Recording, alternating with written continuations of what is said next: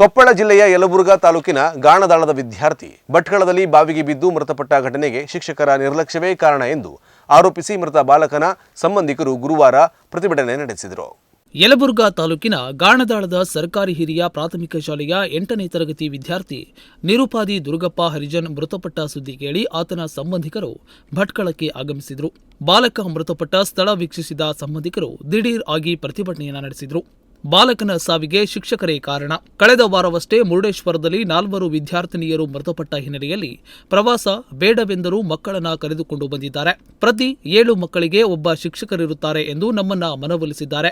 ಆದರೆ ಶಿಕ್ಷಕರ ತಾರತಮ್ಯ ನೀತಿಯಿಂದ ದಲಿತ ಬಾಲಕ ಸಾವನ್ನಪ್ಪಿದ್ದಾನೆ ಎಂದು ಆರೋಪಿಸಿದರು. ತಪ್ಪಿತಸ್ಥ ಶಿಕ್ಷಕರನ್ನು ಸ್ಥಳಕ್ಕೆ ಕರೆದುಕೊಂಡು ಬರುವವರೆಗೂ ಸ್ಥಳದಿಂದ ಕದಲುವುದಿಲ್ಲ ಎಂದು ಪಟ್ಟು ಹಿಡಿದರು.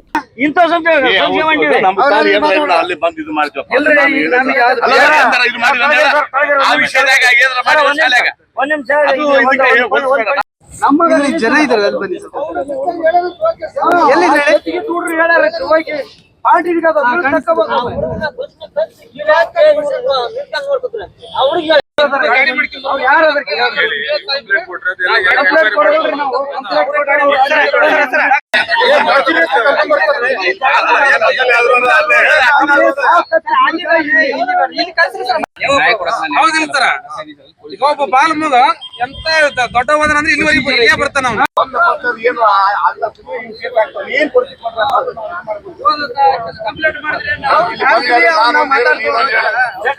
ಈ ವೇಳೆ ಸ್ಥಳದಲ್ಲೇ ಇದ್ದ ತಹಶೀಲ್ದಾರ್ ನಾಗೇಂದ್ರ ಶೆಟ್ಟಿ, ಶಹರ ಠಾಣೆ ಸಿಪಿಐ ಗೋಪಿಕೃಷ್ಣ ಈ ಘಟನೆಯ ಬಗ್ಗೆ ದೂರು ಕೊಡಿ, ಪ್ರತಿಭಟನೆ ಬೇಡ ಎಂದು ಮನವೊಲಿಸಲು ಪ್ರಯತ್ನಿಸಿದರೂ ಸಂಬಂಧಿಕರು ಪಟ್ಟು ಸಡಿಲಿಸಲಿಲ್ಲ.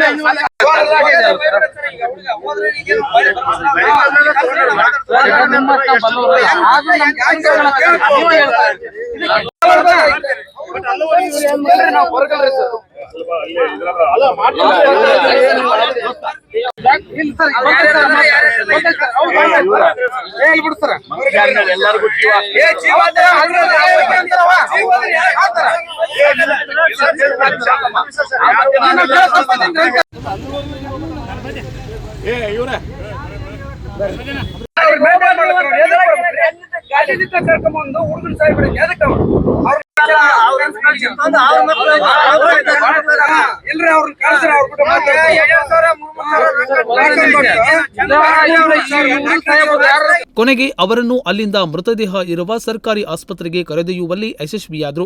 ಅಲ್ಲಿಯೂ ಪ್ರತಿಭಟನೆ ಮುಂದುವರಿಸಿದ ಸಂಬಂಧಿಕರು ಶಿಕ್ಷಕರನ್ನ ತಕ್ಷಣ ಅಮಾನತುಗೊಳಿಸಬೇಕು ಎಂದು ಆಗ್ರಹಿಸಿದರು.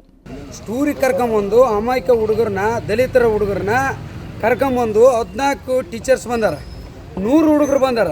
ನಾವು ಅದು ಮಿಕ್ಕಿ ಕೇಳಿವಿ, ಬ್ಯಾಡ್ರಿ ಕರ್ಕೊಂಡು ಹೋಗ್ಬೇಡ್ರಿ, ಅಲ್ಲೇ ಇದಾಗೈತಿ ಈಗ ಹುಡುಗರು ಮುಣಿಗ್ಯಾರ ಅಂದ್ರೆ ಹಂಗೇನು ಮಾಡೋಗಲ್ಲ, 7 ಹುಡುಗರಿಗೆ ಒಂದು ಟೀಚರ್ಸ್ ಬಿಡ್ತನೋ ಅಂತ ಕಳಿಸಿ ಹೆಡ್ ಮಾಸ್ಟ್ರು ಕರ್ಕೊಂಬಂದಾನ್ರಿ. ಕರ್ಕೊಂಬಂದು 10 ಫೂಟಿನ ಒಳಗೆ ಬಾಯಿಗೆ ನೂಕಿ ಆಡ್ಕೊಂಡಾರ್ರಿ. ಒಬ್ಬರು ಬಂದು ನಿನ್ನ ಇನ್ಸ್ಪೆಕ್ಷನ್ ಯಾರು ಕೊಡಬೇಡ್ರು, ಯಾರು ಕೇಳಕ್ಕೆ ಹೋದ್ರೆ ಗೌರ್ಮೆಂಟ್ನಾರು ಅಡ್ಜಸ್ಟ್ ಹಾಕತ್ತೀರಿ, ದಲಿತರನ್ನ ಒಬ್ಬರು ನೋಡಬೇಡ್ರು. ಈಗ ಅದಕ್ಕೆ ಸಾವಿಗೆ ಯಾರು ಕಾರಣ ಅಂದ್ರೆ ಟೀಚರ್ಸೇ ಕಾರಣ. ಏನಿದ್ರೆ ನಮ್ಮ ಮೇಲೆ ಅವ್ರ ಮೇಲೆ ಕ್ರಮ ತಗೊಂಡ್ರೆ ನಾವು ಇವತ್ತು ಇಲ್ಲೇ ಇರ್ತೀವಿ, ಇಲ್ಲಕ್ರೆ ನಾವು ಮುಂದೆ ಏನಾಗಬೇಕೋ ಆಗಲಿ. ನಮ್ಮ ಹುಡುಗ ಸಾಹೇಬರ ಕಾರಣ, ಟೀಚರ್ ಸಿಬ್ಬಂದಿಗಳೇ ಕಾರಣ. ಇನ್ನೊಂದೇನಪ್ಪ ಅಂದರೆ ಊರಲ್ಲಿನೂ ತಾರತಮ್ಯ ಮಾಡ್ತಾರೆ, ಸ್ಟೂಡೆಂಟ್ ಮ್ಯಾಗನೂ ತಾರತಮ್ಯ ಮಾಡ್ತಾರೆ.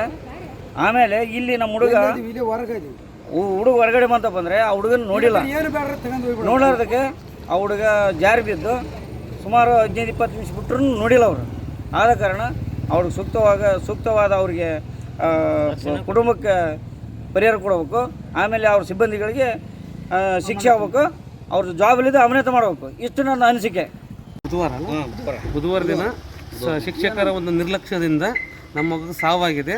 ಅದೇನಂತ ಬಂದು ನಾವು ತನಿಖೆ ಮಾಡಿದಾಗ ಪೂರ್ಣ ಪ್ರಮಾಣದಲ್ಲಿ ಇವ್ರ ನಿರ್ಲಕ್ಷ್ಯತೆಯೇ ಕಾರಣ ಅಂತೇಳಿ ನಮ್ಗೆ ಸಂಪೂರ್ಣ ಗೊತ್ತಾಗಿದೆ. ಅವ್ರ ನಿರ್ಲಕ್ಷ್ಯತೆ ಕಾರಣ ಏನಂತಂದರೆ ತಾರತಮ್ಯ, ಟೀಚರ್ಸಲ್ಲೇ ತಾರತಮ್ಯ ಇರೋದ್ರಿಂದ ನಮ್ಮ ಮಗು ಸಾವಾಗಿದೆ. ಹೆಂಗೆ ಅಂತಂದರೆ ಇನ್ನೊಂದು ನಾವು ಆ ಥರ ಘಟನೆ ಸಾವಾಗಿದೆ ಅಂದರೂ ಕೂಡ ಫೋನ್ ಮಾಡಿದರೆ ಫೋನ್ ರಿಸೀವ್ ಮಾಡ್ತಾ ಇಲ್ಲ, ಫೋನ್ ಸ್ವಿಚ್ ಆಫ್ ಮಾಡ್ಕೊಂಡಿದ್ದಾರೆ. ಅಂದರೆ ಇವರು ಟೀಚರ್ಸ್ ಎಷ್ಟರ ಮಟ್ಟಿಗೆ ಇವರು ಮಕ್ಕಳ ಬಗ್ಗೆ ಕಾಳಜಿ ಇದೆ ಅನ್ನೋದನ್ನು ಇಲ್ಲೇ ತೋರಿಸ್ತೈತಿ. ಹಾಗಾಗಿ ಅವರು ಸರ್ಕಾರನ ಬೇಡ್ಕೊಳ್ಳೋದಷ್ಟೇ, ಅವ್ರನ್ನ ಯಾವುದೇ ರೀತಿ ಎಲ್ಲಿ ಕೆಲಸಕ್ಕೆ ಸೇರಿಸೋದಾಗ ಕೆಲಸದಿಂದ ಅಮಾನತು ಮಾಡಬೇಕು. ಇದೇ ನಮ್ಮ ಕೋರಿಕೆ. ನಮಗೆ ಸಾವಿಗೆ ಒಂದು ಸರಿಯಾದ ರೀತಿ ಸೂಕ್ತ ಪರಿಹಾರ ಕೊಡಬೇಕಂತ ನಾವು ಕೇಳಿಕೊಳ್ತೀವಿ. ಡಿಸ್ಟ್ರಿಕ್ಟ್ ಯಲಬುರ್ಗಾ ತಾಲೂಕು ಗಾಣದಾಳ ಗ್ರಾಮದಿಂದ ನಮ್ಮ ಶಿಕ್ಷಕರು ಒಂದು ಶೈಕ್ಷಣಿಕ ಪ್ರವಾಸವನ್ನು ಇಟ್ಕೊಂಡಿದ್ದರು. ಅದಕ್ಕೆ ಶಿಕ್ಷಕರ ನಿರ್ಲಕ್ಷ್ಯತೆ ಮತ್ತು ನೈಟು ಒಂದು ಡೇಂಜರ್ ಪ್ಲೇಸಲ್ಲಿ ಗಾಡಿ ಸ್ಟಾಪ್ ಮಾಡಿಬಿಟ್ಟು ಒಂದು ಮಗುಂದು ಪ್ರಾಣವನ್ನು ಹೋಗಿದೆ. ಅದಕ್ಕೆ ದಯವಿಟ್ಟು ಎಲ್ಲರೂ ಸಂಬಂಧಪಟ್ಟಂಥ ಇಲಾಖೆ ಆಗಿರ್ಬೋದು ಮತ್ತು ರಾಜಕಾರಣಿ ಆಗಿರ್ಬೋದು ಆ ಮಗುವಿಗೆ ಒಂದು ಅತ್ಯುತ್ತಮವಾದ ಪರಿಹಾರವನ್ನು ಕೊಡಬೇಕಾಗಿ ತಮ್ಮಲ್ಲಿ ಪ್ರೆಸ್ ಮುಖಾಂತರ ಮನವಿ ಮಾಡಿತು. ಕೊನೆಗೂ ಆಕ್ರೋಶಿತರನ್ನ ಮನವೊಲಿಸಲು ಪೊಲೀಸರು ಯಶಸ್ವಿಯಾಗಿ ಕುಟುಂಬಸ್ಥರಿಂದ ದೂರನ್ನ ಸ್ವೀಕರಿಸಿದ್ರು. ಬಳಿಕ ಮೃತ ವಿದ್ಯಾರ್ಥಿಯ ಮರಣೋತ್ತರ ಪರೀಕ್ಷೆ ನಡೆಸಿದ ತಾಲೂಕು ಆಡಳಿತ ಮೃತದೇಹವನ್ನ ಕುಟುಂಬದವರಿಗೆ ಹಸ್ತಾಂತರ ಮಾಡಿದ್ರು. ಇದಕ್ಕೂ ಪೂರ್ವದಲ್ಲಿ ಕುಟುಂಬಸ್ಥರು ಕಿತ್ತೂರು ರಾಣಿ ಚೆನ್ನಮ್ಮ ವಸತಿ ನಿಲಯಕ್ಕೆ ಭೇಟಿ ನೀಡಿ ಪ್ರವಾಸಕ್ಕೆ ಬಂದಿದ್ದ ವಿದ್ಯಾರ್ಥಿಗಳ ಜೊತೆಗೆ ಮಾತುಕತೆ ನಡೆಸಿ ಘಟನೆಯ ಬಗ್ಗೆ ಮಾಹಿತಿಯನ್ನ ಪಡೆದುಕೊಂಡರು. ಈ ವೇಳೆ ಸ್ಥಳದಲ್ಲಿ ಭಟ್ಕಳ ಡಿವೈಎಸ್ಪಿ ಮಹೇಶ್ ಕೆ ಹಾಗೂ ಇಲಾಖೆಯ ಸಿಬ್ಬಂದಿಗಳು ಉಪಸ್ಥಿತರಿದ್ದರು. ಉದಯ್ ನಾಯ್ಕ್, ನುಡಿಸಿರಿ ನ್ಯೂಸ್, ಭಟ್ಕಳ.